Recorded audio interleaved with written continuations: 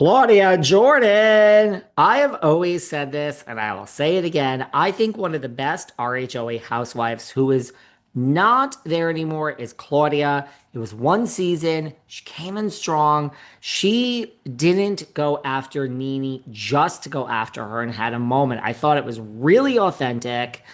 And she does live in Dallas, so it's not happening. She's not coming back to RHOA, but she's one of my favorites.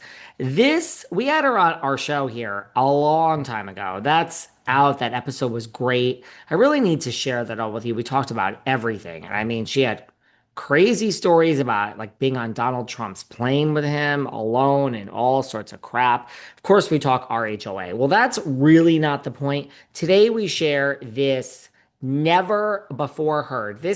We're doing this from the Vault series for the summer. We're in the dead of the summer. Let's mix it up here a little bit. I mean, so many people go on vacation and wind down in July and August. This is what I want to do. I want to do a for the from the Vault series. This is never before aired. When was this recorded? Again, I do the live shows with Sarah Fraser. So many people come to them. What a great question to ask. Why do some chats end up in the vault, never released? They all see the light of day eventually. Well, this is a chat that is in the vault, the first in our From the Vault series, never before heard, recorded earlier. What year is it? 2025? Earlier this year.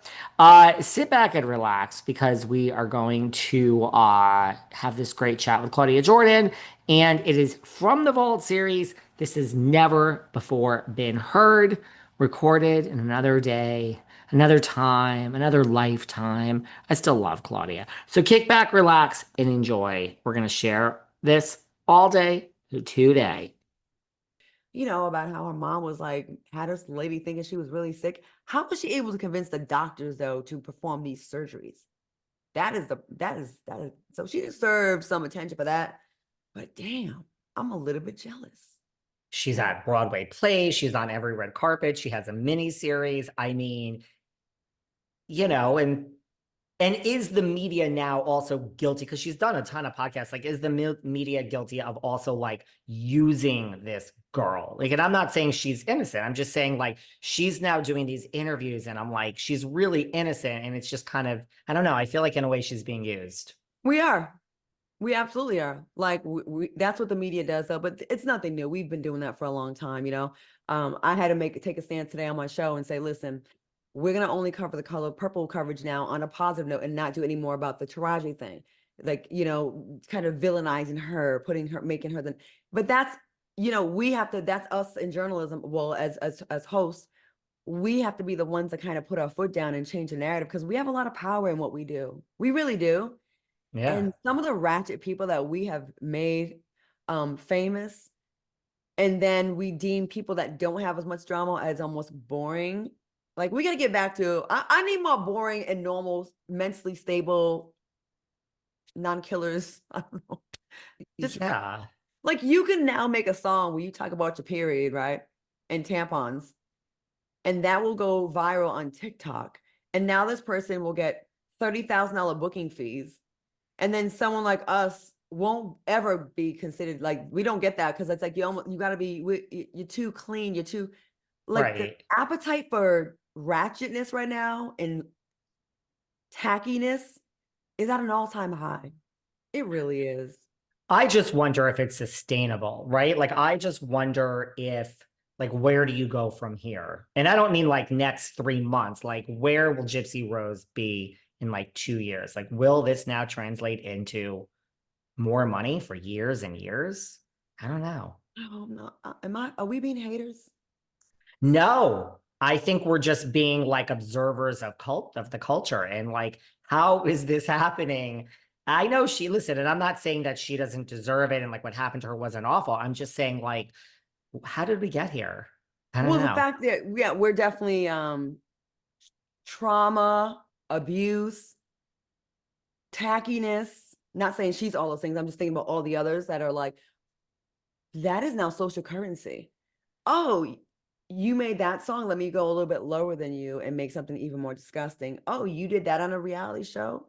Oh, you spit on someone, I'm going to pee on someone. I'm going to be even bigger than that person. So now the bar gets lower and lower. I often say on my show, we're in a race to the bottom. And if you're not on board with that, you kind of get left behind, unfortunately. And I'm with you. Like, how far can it go? The pendulum has got to switch back the other way at some point. If not, can you imagine 5 years from now how disgusting things will be? Like, people will try to get, I mean, people are already trying to get clout off being killers. Well, mass shooters or killers. The Jeffrey Dahmer series had people salivating over it like it's sexy now. You're glorifying a cannibal, sexual abuser. That, Yeah. And yeah, I just hate clout chasers. So, like, if someone, so I don't necessarily feel that with Gypsy Rose yet, but yeah, I don't. I think she doesn't really understand even what's going on, per yeah. se. But I hate the clout chasers that are like, right, let me have a viral moment and then we reward it. It's like, oh, you're so thirsty. Like, what happened to the authenticity, right? People are creating, so sometimes on our show we have to like correct stories because we deem them to be, we think they're real, and by all means, by all appearances they are real, and then we find out that they were someone that created a fake situation for clout. Because what do? We see someone getting beat up at a McDonald's. Oh my God, look at this, and we send it out. We don't really see excellence anymore and be like, oh my God, look at this kid that won the spelling bee. We don't do that because that's like corny or boring. And I'm like, we are part of the reason though. I gotta say the consumer is what sets the market, unfortunately. And I guess we got to switch it over. I don't know how we get there though. I don't know how we get there. I don't know how we get there either because we're not headed there.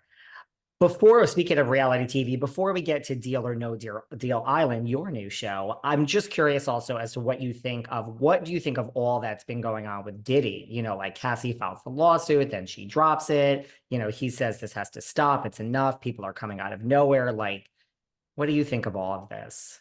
50 Where Cent there's has weighed in today. where there's smoke, there is absolutely fire. Listen, there's definitely times where people get false narratives put out there about them. I have been victim to that. And I understand how things can snowball, right? Like one person says to another person, oh, I heard that too. And it grows. And you're like, okay, we've never seen any evidence and no one can produce any receipts. Cassie laid out 35 pages of receipts. And then people have not stopped coming forward since. I've heard stuff about this man for many, many years, and I've had my own dealings, run-ins. I've seen him around. Um, wasn't 2023 like a lot of things came out that a lot of celebrity secrets were exposed. Um, do innocent people pay 35 upwards of over 30 million to 30 to 100 million dollars? David, would you pay 30 to would you pay $1 million if you were innocent? No, Would you pay $500,000 if you're innocent? no, I wouldn't even pay $1. Exactly. Like, and if you have that much money, you actually had the money to fight false allegations. You would fight your name tooth and you would fight for your name and your reputation tooth and nail. When you do pay money like that, you are obviously trying to shut shit down because she gave a lot of little breadcrumbs in that report that, I mean, it was, it was actually quite amazing that she was brave enough to do that with all the people who have mysteriously come up missing around this person. And the fact that Cassie was able to like, do this, stand on it, and then she let the documents speak for themselves. I mean, I think it's sad because I think that Diddy's not the only one out there that's doing stuff like this, unfortunately. And we're so obsessed with celebrity and wealth that this is why it goes unchecked for so many years. And a celebrity that has a lot of people saying similar things can then turn around and act like they're the victim of a money grab. Everything's not a money grab. Everything's not a money grab. And if you knew how hard it was to prove these things, I think the average person would say, who would want to go through all of that? You know what I'm saying? Like, who would want to go through all that? It's unfortunate because Diddy was such a big part of the culture, the hip hop culture, like the hits, the bad boy brand, the umbrella. Yo, he did amazing things in his field, but we got to get to a point like we had to do with R. Kelly, separate the man from the career and not let one blind you over the other. You know what I'm saying? I mean, hey, I believe Cassie. I do. And you had heard these things just throughout the years yourself, Yeah, Diddy? like 10 years ago.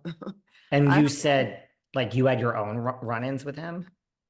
I met him before. We were both presenters at an award show at the BET Awards, and during rehearsal, I met him, and he asked my information. We chatted. You know what? Ugh, I don't want this to go viral. I really don't. I met him Well, before, and he